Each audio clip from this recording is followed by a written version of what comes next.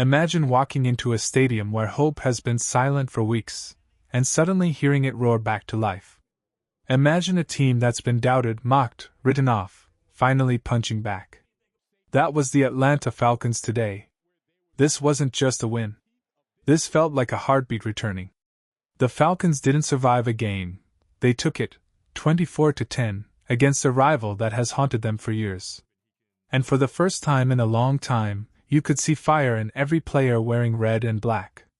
You could feel the frustration of the season explode into something fierce, something desperate, something alive. From the very first snap, it looked like a different team, sharper, faster, angrier. The offense finally found rhythm. The sideline felt electric. Every player acted like this was the moment to rewrite their season. But the real story, the real heroes, were on the defensive side of the ball. They allowed only 3 points. 3. Every drive felt like a fistfight, and the Falcons' defense refused to blink. The pass rush hit with a level of violence and precision fans haven't seen in years. You could see the pocket collapse like a trap closing, edge rushers flying in, linebackers timing blitzes perfectly, the entire unit playing with one heartbeat. And then came the breakout moments. A young pass rusher exploding off the edge, bending around tackles like they were made of air. A relentless linebacker returning to the field, crashing through run lanes with fury. A defensive back stepping into the light, making plays that shifted the entire momentum of the game. Every piece of this defense felt connected, hungry, determined to remind the world that Atlanta isn't going anywhere. This wasn't luck. This wasn't chaos. This was a statement. And if this is the version of the Falcons we're going to get, then the season just got a lot more interesting. After a win like that, your heart is still pounding, but there was something deeper happening on that field. Something that didn't come from the scoreboard, but from the players who are becoming the new backbone of this defense. You could feel it every time the ball was snapped, that surge of energy coming off the edge.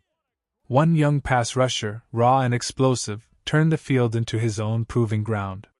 His burst off the line wasn't normal. It wasn't natural. It was the kind of speed that makes offensive linemen panic before they even get out of their stance. Earlier in the year, he was close, always close. Pressures. Hurries. Near sacks that slipped away by inches. But now, he's finishing the job. He's putting quarterbacks on the ground. He's becoming the nightmare fans hoped he would be. And he's not alone. Right beside him, another young defender is growing into a force, long, fast, fearless. Together they feel like the start of something Atlanta hasn't had in years, a homegrown duo that can terrorize offenses for a decade.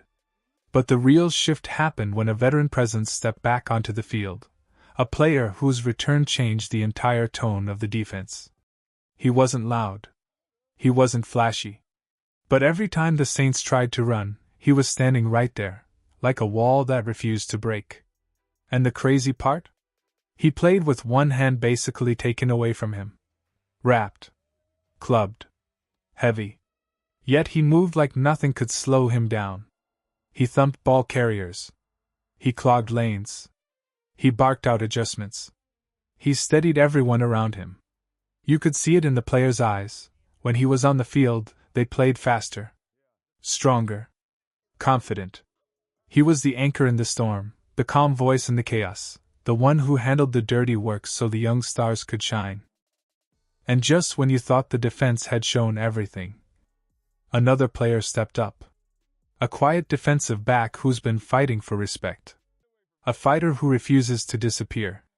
A playmaker who turns small moments into game-changing ones. He read routes like there's always that one moment in a season when a player forces you to open your eyes and admit you were wrong. And today, that moment hit hard. For weeks, this defense has been growing, shifting, evolving, and right at the center of it was a player many overlooked. A player fans didn't expect to lead anything. A player who had to fight for every snap, every assignment, every ounce of respect. But against the Saints? He played like a man who refused to be ignored another second. He was everywhere, like a shadow glued to the football. Open field tackle on the sideline. A violent hit over the middle. Perfect coverage on a deep route. Another tackle. Another break up. Another moment where the crowd rose to its feet and asked the same question: where did this version of him come from? It wasn't luck. It wasn't a good day. It was a statement, loud, physical, undeniable. If he keeps playing like this, Atlanta might have found its next starting corner. Not by hype. Not by draft position. But by sheer heart. But even with the defense shining, a shadow still hangs over the team, and it comes from the offensive side of the ball. Because as good as the win felt, there's a question creeping through every fan's mind. A question that won't stay quiet. A question that could shape the rest of the season: what is happening with this offense? Something isn't clicking. Something feels held back. Something feels unfinished. The defense has found its identity: fast, angry, united. But the offense? It's searching. It's confused. It's stuck between what it wants to be and what it actually is. And now the pressure shifts. The spotlight swings. The story turns. Because the next chapter of this season depends on whether this offense can finally rise to the level of the defense, or fall behind and drag the team with it. And the decisions ahead, they're not small. They could change everything.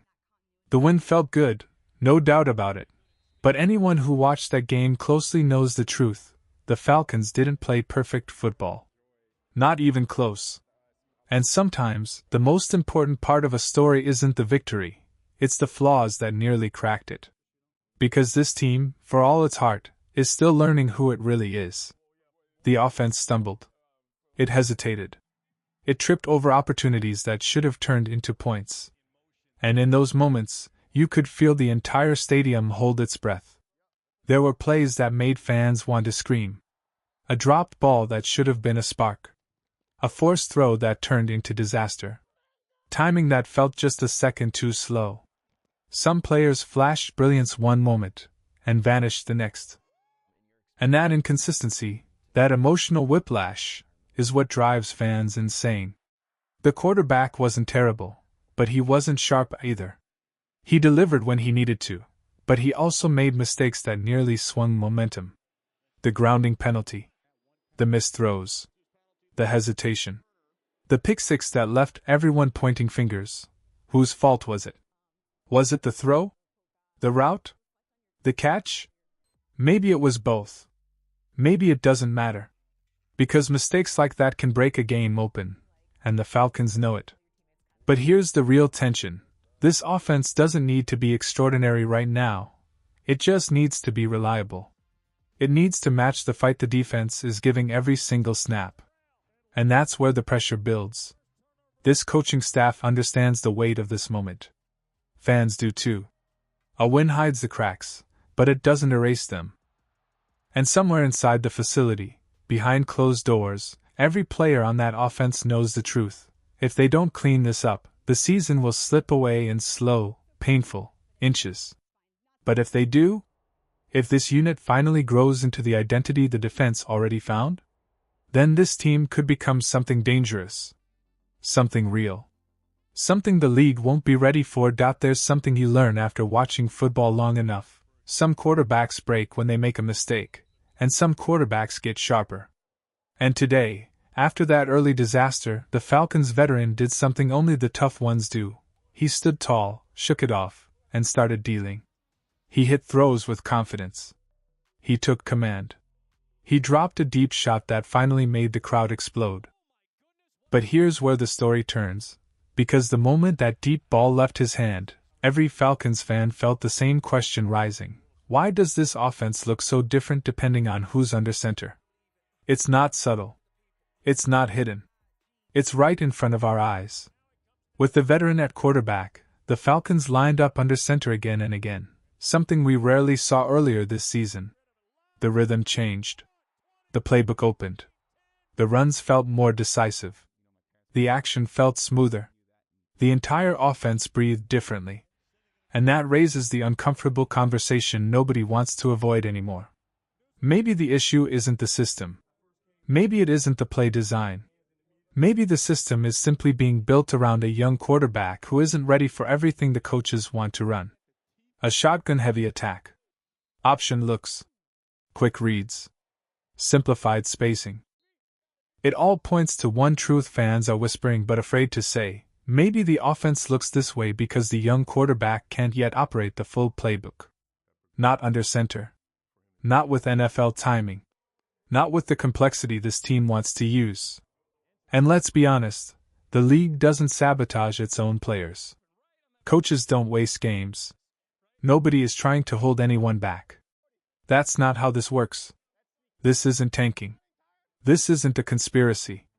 This feels like a team tailoring its offense to keep a young passer afloat, while also knowing he isn't where he needs to be yet. And that tension, that collision between development and winning, is the storm hanging over this team. Because the veteran might not be the long-term answer, but the young quarterback might not be the present answer either. And the Falcons can feel that crossroads coming closer and closer. For weeks, this offense felt like a puzzle with half the pieces missing. It was awkward. It was predictable. It was frustrating. But today, something shifted. When the quarterback stepped under center, when the play action started flowing, when the offense finally looked like it belonged on an NFL field, you could feel the entire energy change.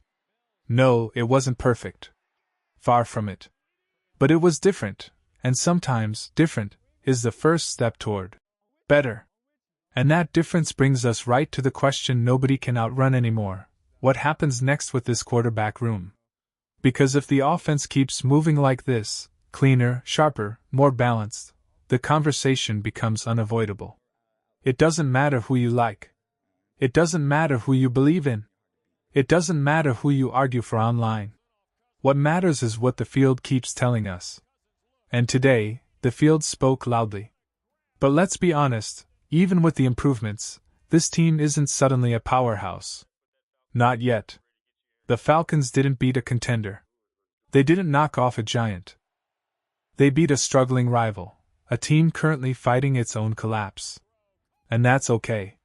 Because sometimes, after weeks of misery, after losses piling up like weight on your chest, after questioning everything from the coaching staff to the quarterback to the very identity of the team, a win is enough. It doesn't fix everything. It doesn't erase the mistakes. It doesn't rewrite the season. But it gives you a breath. A moment. A spark. And today, after all the frustration, after all the doubt, after the sinking feeling of 5, 6, who knows how many straight losses, relief. That's the word. Relief. The Falcons showed fight. They showed life. They showed that somewhere inside this team is something worth believing in. Maybe not greatness. Maybe not dominance. But heart, the kind of heart that keeps a season alive when everything feels lost. And if this is the beginning of a shift, if this is the first step back toward becoming the team they should be, then maybe, just maybe, this win will be remembered as the moment the season stopped bleeding. Because every turnaround starts somewhere. And for the Falcons? It started today, against the Saints, with a team that finally refused to break.